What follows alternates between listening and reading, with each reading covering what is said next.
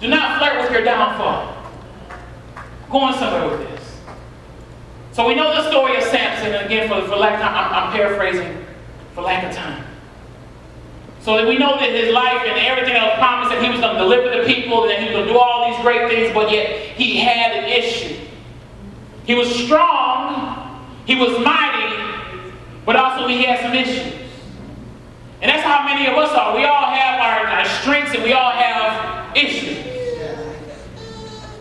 So Samson, after not marrying the first woman he saw, after going out there and sleeping with some prostitutes, finally says, okay, well, this is the one that I want to marry.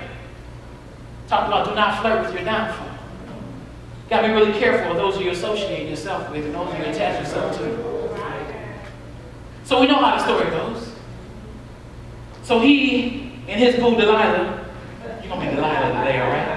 All right, let's go over there a little bit closer. No, this way, girl, this way, all right. All right, girl, all right. So he's with Delilah, and she's continually being in his ear, wanting to know what his weakness is. And I'm talking about that's what your enemy wants to find out what your weakness is. That's right. And so as he's getting more comfortable, she smells good, she looks good, and the enemy already knows, okay, this is how I need to package it to make sure that he falls. Yeah. So now he's there and he's in the lap of his weakness. Oh, wow. Your weakness may not be a woman. This may be your anger.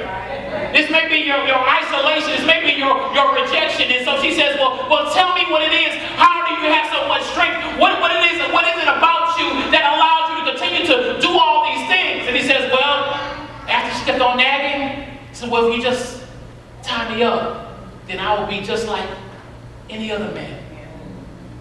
Just like any other man. So what does she do? Tie him up. The whole time the enemy is watching. Ties him up. Enemy comes in. He breaks loose of those ties.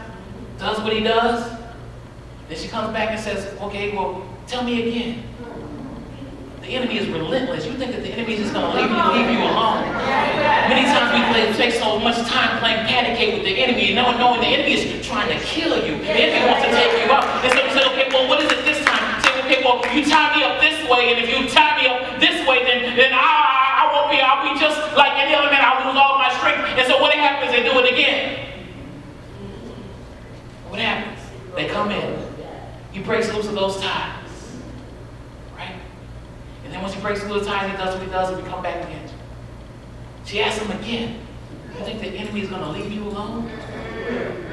He said, okay, well this time, if you just braid my hair in 7 braids, go ahead and braid my hair for the illustration. You were too much, bro. You were too much. If you go ahead and braid my hair, and that's what the enemy wants. The enemy wants to wear you down.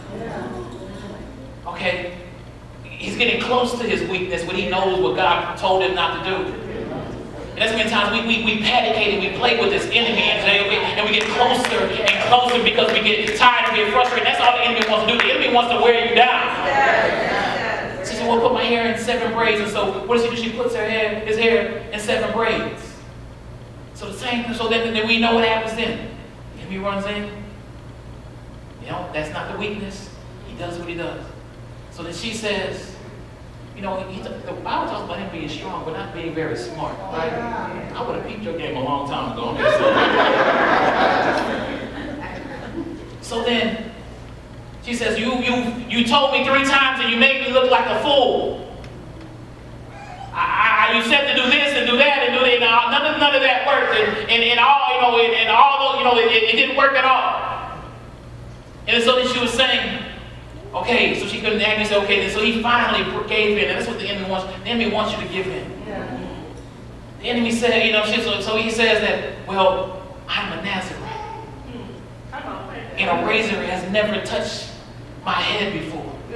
And if you shave my head, then I will be no different than any other person. So he falls asleep again in her lap. And that's how we are. That's what the enemy wants to do. The enemy wants to lull you to sleep with a soft touch.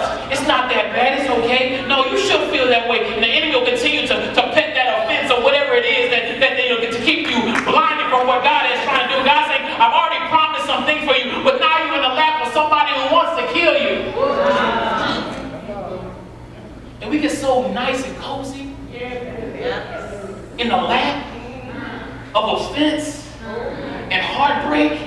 and destruction. And we think, okay, God's saying, well, I don't have anybody else. And God's saying, but that's not what I have for you. And sometimes we'll just take anything and not realizing, well, we won't take what God has for us, because sometimes you just don't need. Sometimes we just take a body instead of the one that God has for us. And God's saying, no, not everyone can't be just connected to everyone, because everyone does not have your best intentions in mind. So now he's comfortable in a vulnerable state. He shared his weakness with someone who only wanted to kill him and to destroy him. And we know when it goes, the Bible goes on to say, and I saw how she was in his lap, and she was, and he was falling asleep, and then so his hair was braided. They come in and so cut his hair. Judges chapter 16, verse 19. If you put that up for me. Having put him to sleep on her lap, she called a man and shaved off the 7 braids of his hair, and so began to subdue him, and his strength left him. Verse 20. Verse 20 for me.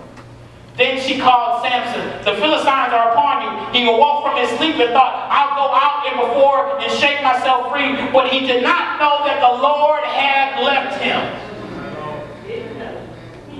While you were sleeping. While you were sleeping. While you weren't paying attention. Why you thought the enemy was just playing around with you. Why you thought the enemy was not trying to destroy you, was not trying to take you out. The Lord left him. Next verse, verse 21. It says that then the Philistines seized him. What does it say? They want to find you. They gouged out his eyes. They want to blind you. And they took him down to Gaza, binding him with bronze shackles. They set him to grinding in the prison. Your enemy wants to find you, wants to blind you, and then it wants to bind you. You're saying, well, why are all these things? Well, why do they have to gouge out his eyes? Because you got to make sure that you can't see, because the Bible says that my people perish. Lack of knowledge. Vision is important. Vision is important. That's why the enemy wants to blind you, because he wants to make sure that you cannot see. If I could just take your eyes, then I could take everything from you. Because when your eyes are going to turn me, because we're so moved by what we see visually. Lack of vision. A lack of vision. That's what the enemy wants. He wants to make sure that you have a lack of vision, so that you cannot progress further. So now that he's found you, because you allowed him to find you. And when he got there, immediately he blinds you. Why? Because he does not want you to see how bad it really can get. And then he binds you. And why is he going to bind you? So that you cannot be free. But you have to realize that when you get bound, everybody attached to you is bound.